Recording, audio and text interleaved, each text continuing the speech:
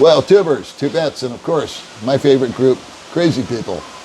My wife and I are going to go over what we consider to be the three biggest lies that you've possibly been told about the Philippines on what? YouTube. All right, that's coming up in the video.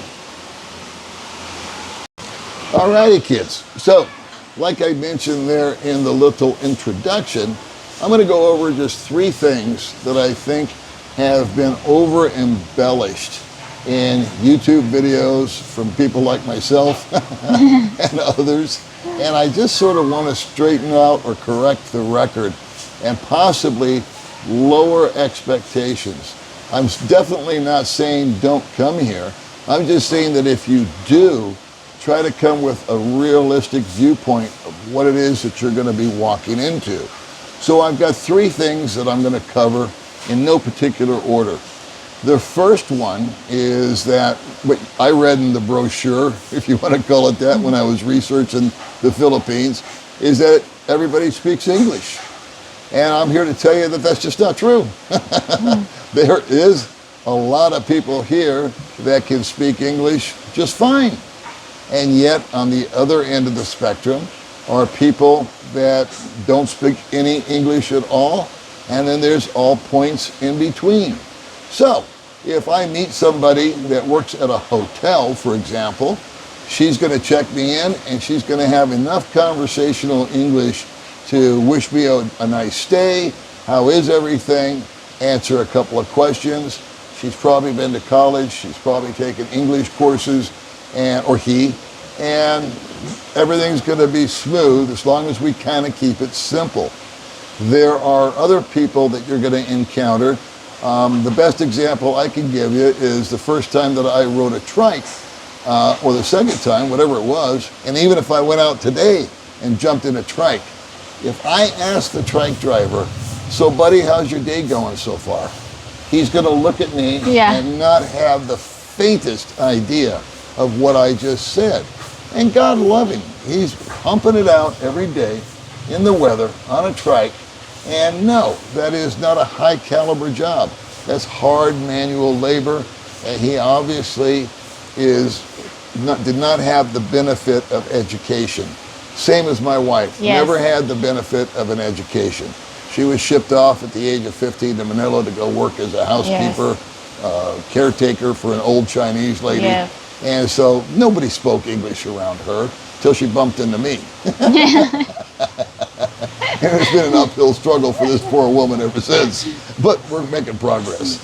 Anyway, I just want to let you know also that when you're speaking to someone that is very fluent in English, you're still going to have to temper what you say. Because one thing that does not go across here at all and can end up getting you in trouble almost or hurt someone's feelings is sarcasm. They don't see it as a joke. They take everything that you say literally. I'll give you the most recent example. May and I had dinner with another couple the other night. The waitress, who spoke perfect English, came by, asked if everything was okay, and my friend had cleaned his plate. He had wolfed down a full-on plate of food, and so did I, and so did she, and so did his partner. Food was wonderful. But she said, may I take your plate? Because it was obviously empty. And he said, yes, please. He says, you can tell I didn't like it. That went right over her head. He was kidding around. Like, you know, that's why it's empty. I didn't like the food. And her response was, what was wrong, sir? Can I fix it? She understood what he said, but the context was completely blown out. And so I once asked my landlord, she said, I'm coming by to pick up your power bill. And I said, what time? And she said, after lunch. And that didn't really tell me anything. Back then at least. Now I know what after lunch means. But I said, well, what time are you eating lunch? I mean, are you going to have a long lunch, a late lunch, a short lunch? I'd kind of like to know what kind of, time I'm looking at here because I got plans. And she fired right back. And I was just kidding around with her. But she said, well, if you don't like it, Paul, you can go to stand in line and pay your own power bill. She got hot. I mean, there's where I could have got myself in trouble. And I had to apologize to her. I said, listen, I was just trying to kid around with you a little bit, break your balls. But that's the way she took it. And that was the misnomer. So if you're thinking that you're going to hop off the plane and absolutely positively everybody's going to understand each and every word that you say, you're mistaken. I was. And I just wanted to kind of fire that warning shot across your bow. The second one that I want to talk about is that the moment you come off the plane and you're the big prize, you're the big foreigner, you're the guy with that's a millionaire automatically. That's the perception, right? And women are just going to be coming at you from all directions. Well, I think you could put that in your back pocket and forget about it also. I freely admit that 8 years ago when I first moved here, we were, guys that looked like me were very, it was a curiosity factor more than anything else. Honest to God, I would drive my scooter down the street and people would stop and look at me as if I was a space alien. Little kids would wave at me. And yes, women would flirt with me and give me looks at the mall, at a restaurant, here, there. Well, let's fast forward 8 years to 2025. Not anymore. A lot of foreigners have come and gone. A lot of foreigners have inundated the Philippines since that time. And I don't get a second look from anybody. Little kids, every now and then, if I drive out to the province, yes, they'll wave at me, you know, because they're just friendly little kids. But I can pass a woman, an unattractive woman, on the street, she won't give me a second glance. Where 8 years ago, that probably would have been changed. That would have been a different scenario. So if you're coming out here with romance on your mind, it's definitely doable, but it's not like shooting fish in a barrel. It's just not that way anymore. You're not that unique, and you're still special. You still have a little bit of status attached to you, simply because of the financial means primarily, not because we're all so guapo. Okay. But, you know, they realize that there is some stability there. And when it comes to the opposite sex, my motto, as I say on a lot of things, is just to slow down, take your time. Don't rush in. Fools rush in where angels fear to tread. And so the dynamic of the male-female relationship out here has definitely changed, and it's not to your advantage, okay? So I just want to throw that out there, that yes, there are hundreds of thousands of lovely, beautiful, good Filipinas. They just are harder to find. You may take a trip. You may have to go out to more of a less crowded place like Dumaguete, yes, or Cebu or Manila, where we're at kind of like a dime a dozen, and we're not worth that look anymore. And if you get out more into the province or other smaller towns, then you might have a little more of an influence there. But you're never going to meet anybody if you don't have any game. You're going to have to be able to smile a lot, to be polite, to be nice, to yes, lower down the aggression, to just be cool, and let yourself be known in whatever town or city that you land in as a nice person. Don't try to move in for the kill the first day that you're here.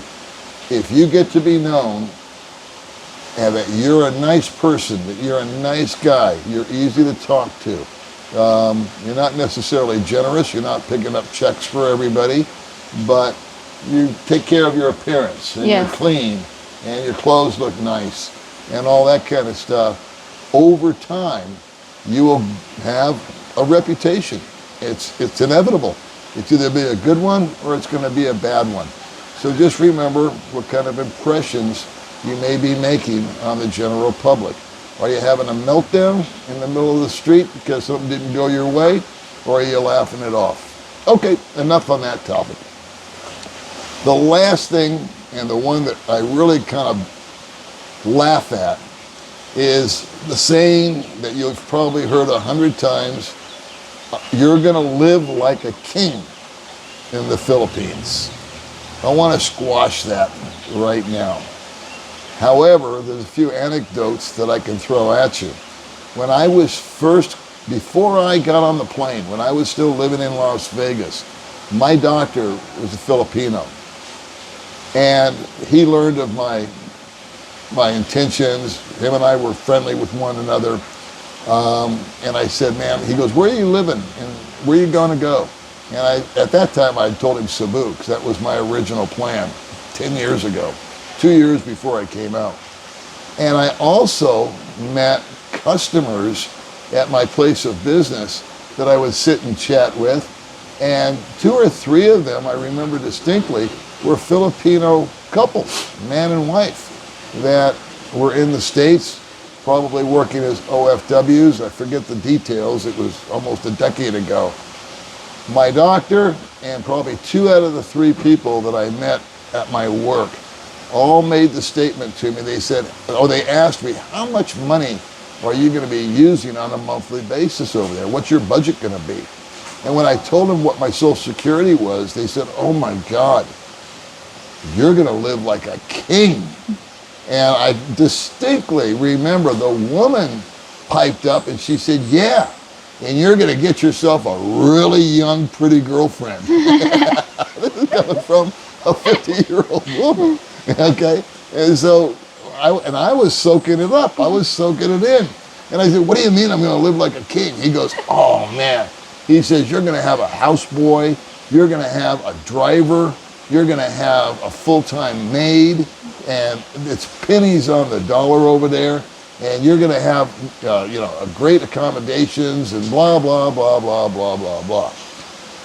No, no, no, no, no. I have never lived like a king over here. I have lived what I would consider to be a middle-class lifestyle that you'd experience in America. I have a little house that I like. We have a TV set. We go grocery shopping. I do not have a driver. I do not have a housemaid. I do not have, what was the other thing? Housemaid, houseboy, whatever the hell that is. I don't know. And I'm not catered to like a king would be. And not to mention kings have armies, and I certainly don't. So you're gonna live like a king is just nonsense. Maybe you got big bucks and you can hire someone to drive your car for you, and you can hire someone to be a live-in maid, and you can hire whatever a houseboy does. I have no clue, but those what was mentioned to me. But I think for the average Joe, like me and possibly you, that's just sort of living on a median type of income considered here in the Philippines, that these are 3 things that I just want to dispel them as myths, as misnomers. Were they possible 15 years ago? Maybe, but I wasn't here 15 years ago to see it happen, so I can't tell you that it did. Anyway, me and the wifey just thought we would come along and yap at you about these kind of things. I ran it by her first. I know she's not saying very much because I'm running my mouth, but you want to say hi to everybody, man? Yes, hi everyone. Thank you so much for always support to the Rippers channel. There you go. See, English. My English is limited. It's limited, but it's much better. Yeah, you always teach me. Yep, Yes. I'm always teaching her. Yes. All right, so that's the video, kids. Let me know in the comments what you think. Am I guilty of doing that? I hope not. I've always tried to keep it as real as possible, but I'm far from perfect. I think we can all agree on that. All right, we'll see you guys in the next video. Bye-bye.